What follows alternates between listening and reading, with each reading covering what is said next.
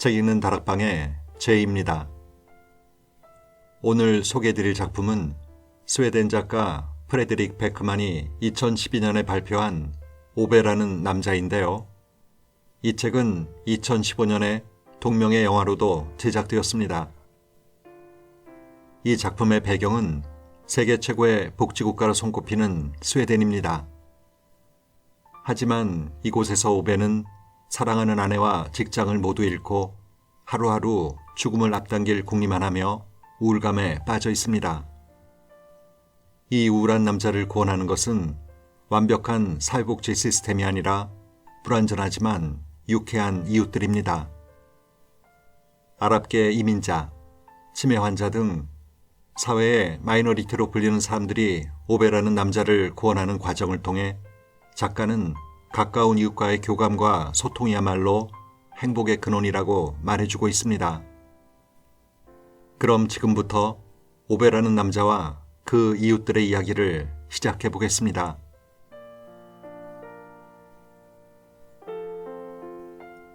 해고. 올해 59살인 오베는 평생 자명종이라고는 가져본 적이 없다.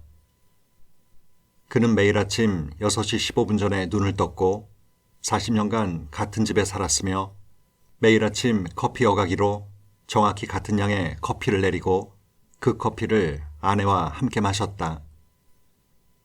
그는 융자를 다 갚았고 병가 한 번 내지도 않으면서 한 세기의 3분의 1을 같은 직장에서 보냈다. 매일 아침 동네 시차를 나가 주민 거주구역에 24시간 이상 불법 주차가 된 차가 없는지, 동네에 쓰레기 분리수거가 잘 되어 있는지를 확인했다. 그는 세상에는 책임과 원칙이 지켜져야 한다고 굳게 믿고 있었다. 하지만 요즘 세상에는 도무지 자신의 일에 책임을 질 줄 모르는 31살짜리 인간들이 사회를 지배하고 있었고, 엄청난 수의 인간들이 기분에 따라 직장을 옮기고 아내를 갈아치우고 자동차 브랜드를 바꿨다. 그리고 지난 월요일, 그 변덕스럽고 무책임한 사람들이 오베에게 이제 그만 회사에 나오라며 갑작스럽게 해고를 통보했다. 그리고 다음 날 이웃집에 이사온 멀대같이 큰 남자가 운전 미숙으로 오베 집의 외벽을 자동차로 긁었다. 오베는 즉시 집 밖으로 나가 싹싹 비는 멀대남과 그의 임신한 이란인 아내에게 성을 냈다. 잠시 후 까만 머리에 커다란 갈색 눈을 가진 7살, 3살 난 여자애 둘이 오베의 집 초인종을 누르고 플라스틱 용기를 건넸다. 뭐냐? 밥이에요. 사프란을 곁들였어요. 치킨이랑요. 이걸 나한테 팔겠다는 거냐? 우리 여기 살아요. 아시면서.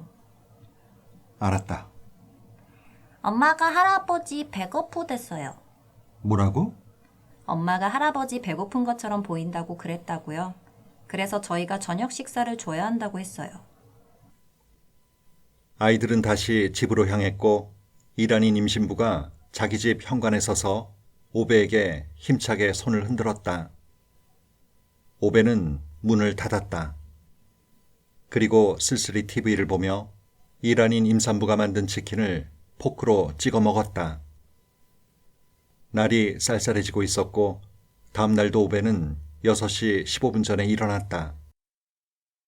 최근 그는 동네 시차루에 항상 차를 몰아 쇼핑센터의 꽃집에서 꽃을 샀다. 그는 분홍색 단연생 꽃을 사들고 집에 돌아와 아내에게 주며 말했다. 동네 전체가 아수라장이 되고 있어. 이 무질서가 판을 치지. 당신이 집에 없으니까 되는 게 하나도 없어. 피곤해. 당신이 떠나 있으니까 집안이 좀 썰렁해.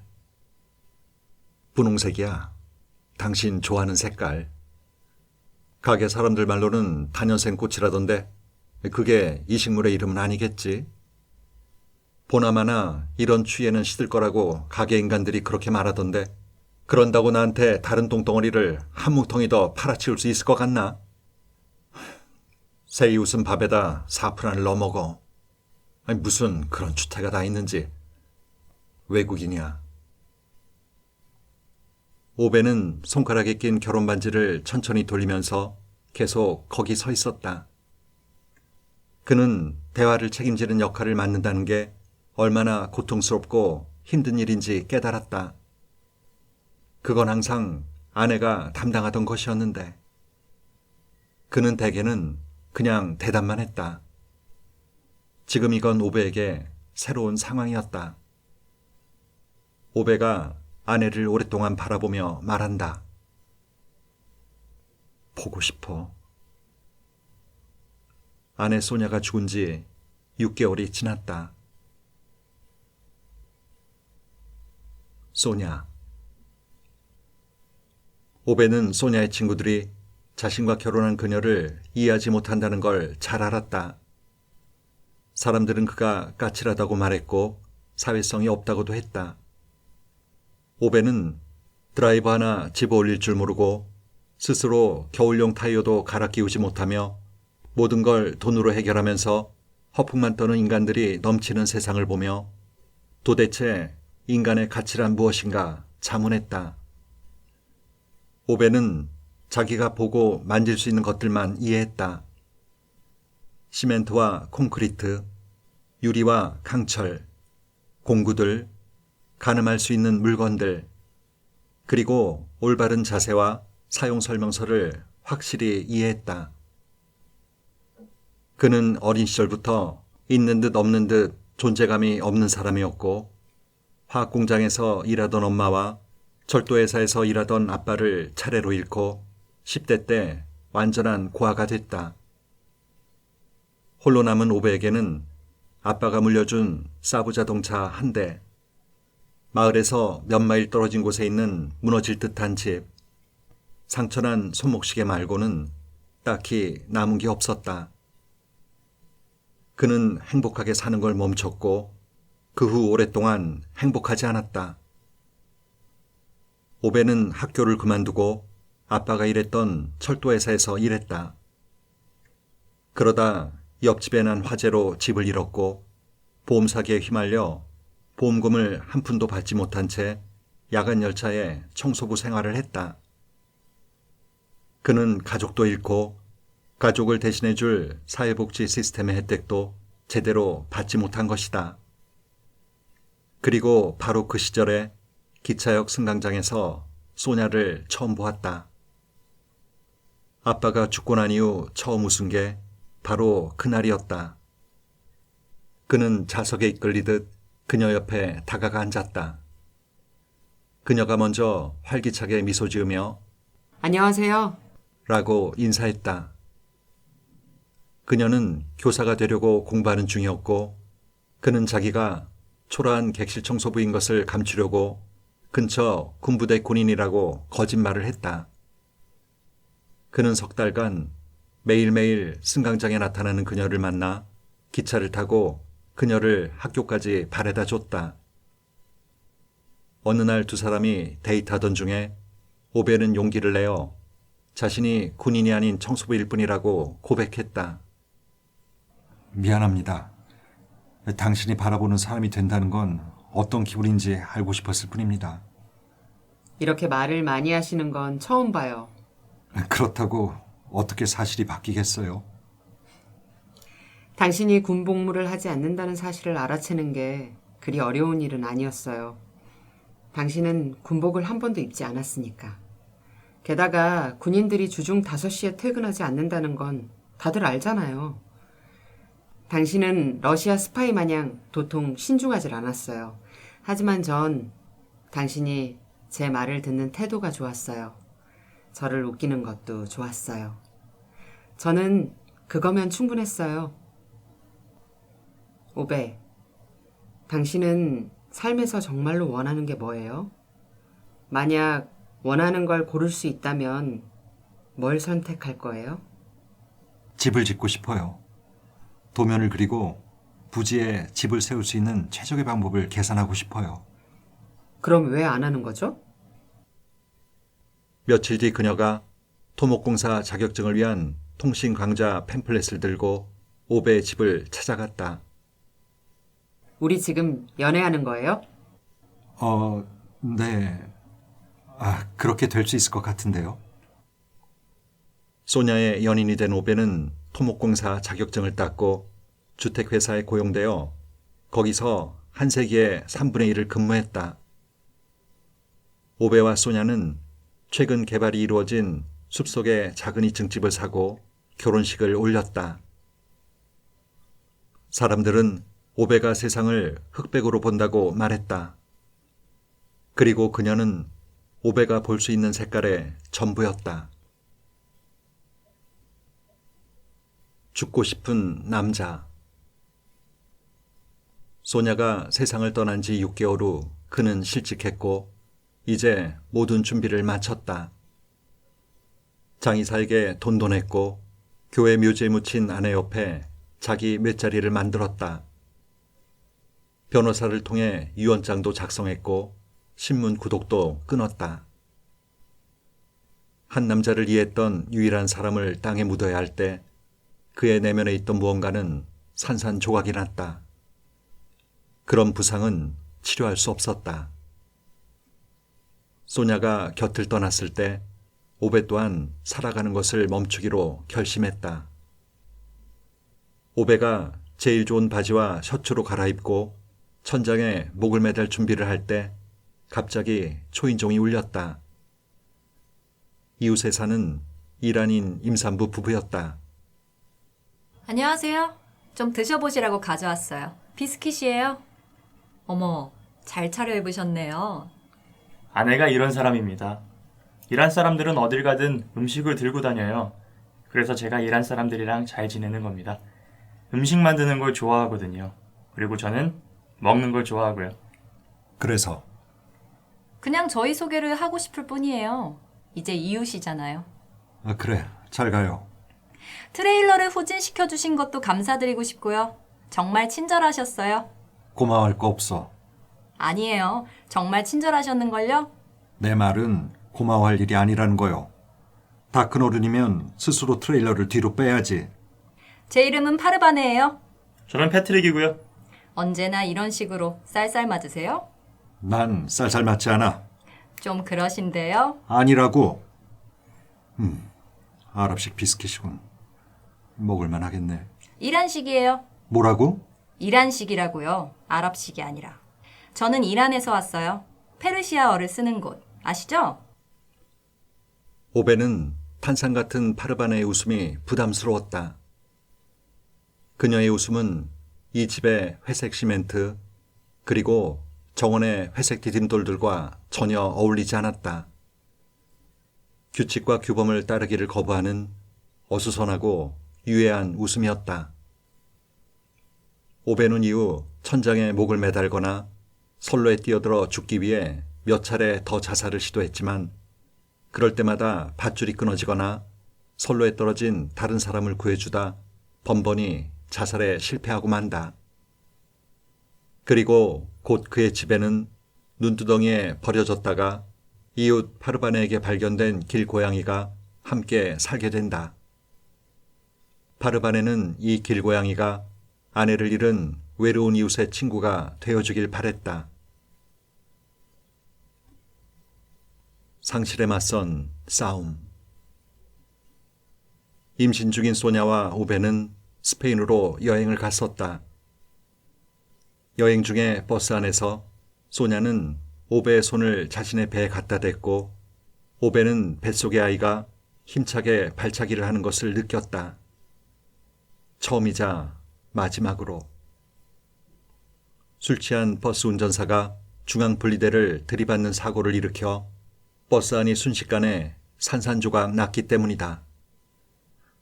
오베는 두려움에 질린 채 혼란에 빠진 사람들 틈에서 소냐를 찾았지만 그녀는 없었다. 그 상황에서 느꼈던 철저한 무력감은 이후 남은 인생 내내 밤마다 그를 따라다닐 것이었다. 소냐는 사고가 난 뒤 열흘 뒤에야 깨어났지만 영원히 걸을 수 없게 됐고 뱃속의 아이도 떠났다. 오베는 소냐를 지켜주지 못했다는 사실 때문에 스스로를 결코 용서할 수 없으리라는 걸 알았다. 분노와 절망을 딛고 먼저 앞으로 나가기를 택한 것은 소냐였다. 어느 날 소냐는 무척이나 간단명료하게 재활치료를 시작하겠다고 선언하며 말했다. 우린 사느라 바쁠 수도 있고 죽느라 바쁠 수도 있어요, 오베. 우리는 앞으로 나아가야 해요.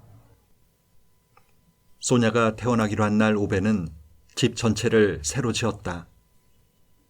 예전에 쓰던 부엌 조리대를 떼어내고 더 낮은 조리대를 새로 설치했다. 문틀을 새로 짜고 모든 문지방에 경사로를 달았다. 소냐는 특수학교 학생들을 가르치는 교사가 되었다. 그 사이 오베는 자신의 아이와 소냐의 다리를 앗아간 세상의 분노에서 스페인 정부, 경찰, 법원에 편지를 쓰고 시의회에 소냐가 근무하는 학교 계단에 경사로를 설치해달라는 요청을 했지만 아무도 신경 쓰지 않았다. 어디에서나 하얀 셔츠를 입은 사람들이 이내 엄격하고 독선적인 얼굴로 오베의 분노를 막아세울 뿐이었다. 무력한 인간의 분노와 상실감 앞에서 사회는 아무것도 해주지 못했다.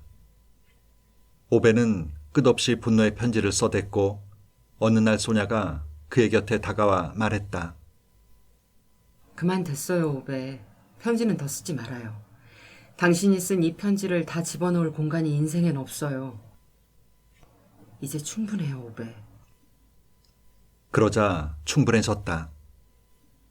다음날 아침 오베는 새벽에 일어나 그녀의 학교로 가 시의회가 설치를 거부했던 장애인용 경사로를 자기 손으로 직접 깔았다. 그 경사로를 지나 소냐는 특수학교 학생들에게 셰익스피어의 시를 가르쳤다. 그녀는 불구의 몸으로 결코 가져본 적 없는 아이들을 위해 싸웠다. 그리고 오베는 그녀를 위해 싸웠다. 그녀를 위해 싸우는 것이야말로 그가 이 세상에서 제대로 하는 유일한 것이었다. 소냐와 오베는 모든 일상을 함께했다. 그러다 소냐가 암에 걸렸고 발병한 지 4년째 되던 해에 세상을 떠났다. 이제 오베는 매일 묘지에 서서 그녀의 묘석을 손으로 만지고 있다.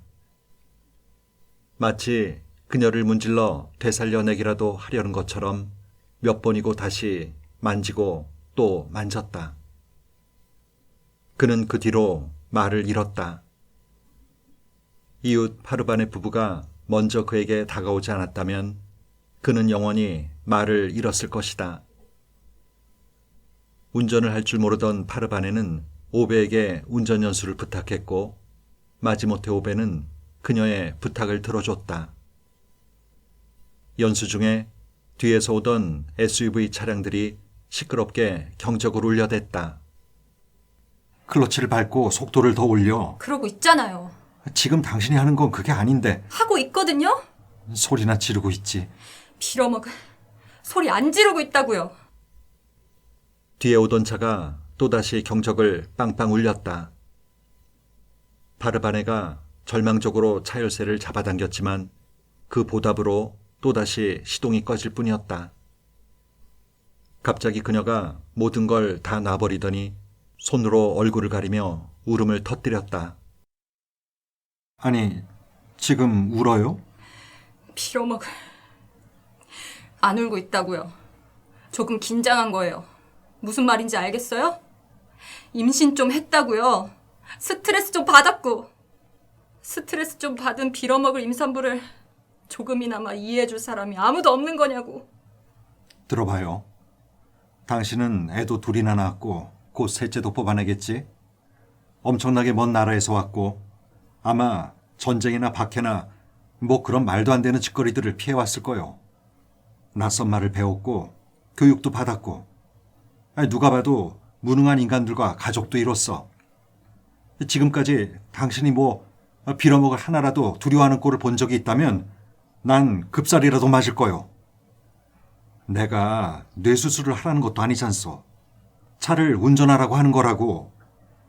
자, 차에는 엑셀레이터, 브레이크, 클러치가 달려 있어요.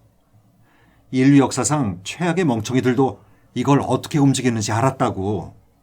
그러니 당신도 할 거요. 왜냐하면 당신은 완전히 멍청이는 아니니까. 파르바네는 이 말이 오베에게 들었던 가장 사랑스러운 칭찬이라고 언제까지나 기억하게 될 것이었다. 그날 오후 파르바네는 그렇게 운전을 배웠다. 따뜻한 연대. 마을에 일찌감치 정착했던 오베는 비슷한 시기에 이사온 이웃 루네와 함께 마을 자치회를 이끌며 절친으로 지냈었다. 하지만 이들은 곧 잔디깎기 책임권, 난방 시스템 등 다양한 현안에 대해 대립하다 멀어졌고 지금 루네는 치매에 걸려 집 밖으로 한 발자국도 나오지 못하고 있었다.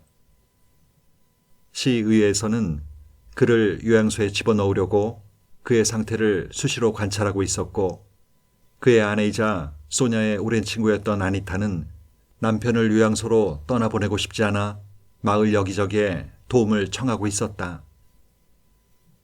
어느 날 오베가 권총 자살을 하려고 계획을 세우고 있는데 하얀 셔츠의 시의회 남자가 루네를 요양소로 데려가려고 간호사 제복을 입은 남자 3명을 대동하고 루네의 집 현관을 두드렸다. 시간 됐습니다. 안 돼요. 이 문제를 쉽게 처리할 수 있는 시간이 2년이나 있었습니다, 아니타. 이제 결정이 났어요. 다 끝났단 소리입니다. 상황이 어려워졌다고 그 사람을 넘긴다면 그게 대체 무슨 종류의 사랑인가요? 힘들다고 그 사람을 요양소로 보내라고요? 그게 대체 무슨 사랑인지 말해봐요.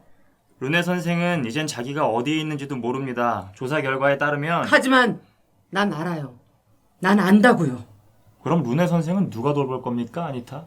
제가 돌볼 거예요.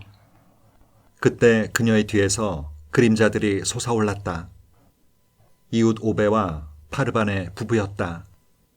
나도 돌볼 거요. 저도요. 저도요.